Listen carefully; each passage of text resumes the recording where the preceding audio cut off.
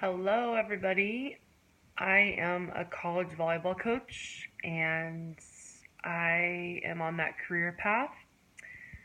Specifically, 5 sources of stress for me in my career path would be being successful, winning, recruiting in the best athletes that we can recruit into our program, student athlete issues or team drama, administrative duties, and getting my student athletes recruited out to a best fit for your university, including their academics, making sure they're on track, and hopefully getting a scholarship is the goal. And so these can be major stressors in coaching career at my level, the 2-year level, if you're doing your job right.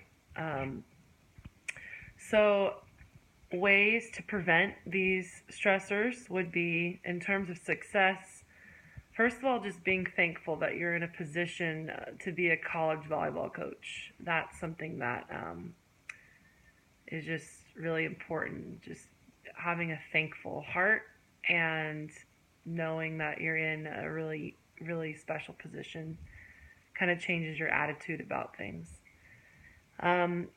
Working hard, working to the very best of my ability, and leaving the rest up to just trusting that the process, if we put everything on the line, if I do everything as a college coach that I know to do, and I continually learn, I'm a student of the game, and professionally develop, then success will take care of itself. I'm not going to win every game in my career, but I can certainly strive to, and that is success. Doing my best to be my best when my best is needed.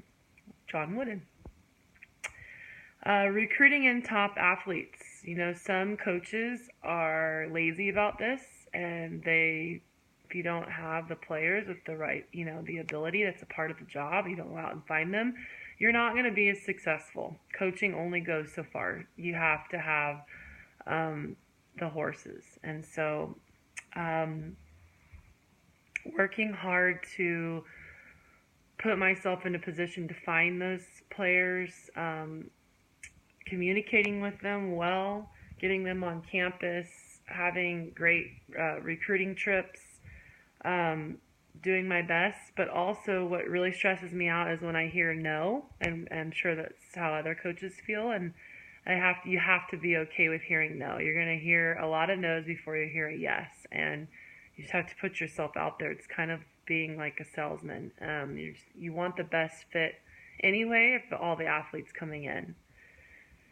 For student athlete drama or issues, if you have a sound culture, strong captains, good communication, good discipline strategy, and follow through, that's going to alleviate most of the problems. And you just have to be willing to do what's best for the team, and under the law of, ours is a class, so you're working from an academic arena too. It all has to be legal and ethical, but if you provide the structure within the class, within the syllabus, and clearly state it, follow through is key. So they know that you mean what you say and say what you mean. And if they have the proper drive and motivation, they're not going to miss an opportunity they're not going to mess that up. So if we're training them and continually teaching them, using it as a tool for life, we're going to see less and less drama. Won't be perfect, we'll see it, but we got to be able to handle it properly.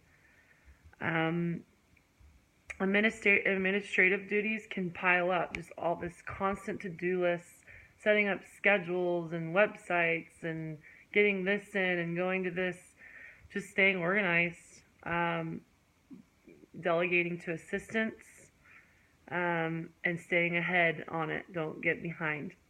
That would help prevent my stressors in that area. And lastly, recruiting my kids out, getting them to a 4-year university, So, effective plan of communication, having contacts to start with,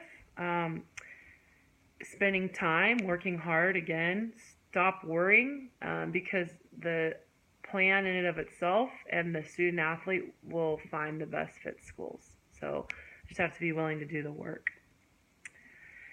Considering the verses here listed in Matthew 6, 25, 27, 34, I would say that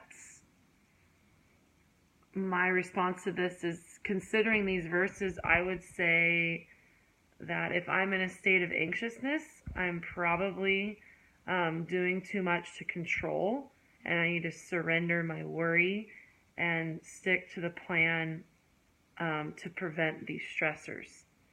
So control what I can control, but give the rest up to the Lord, and He wants to give us rest. He wants to take away our burdens, and He wants us to cast all our cares to Him. He cares for us. And 1 Peter 5, 6 through 7, I believe, is a good reference for that.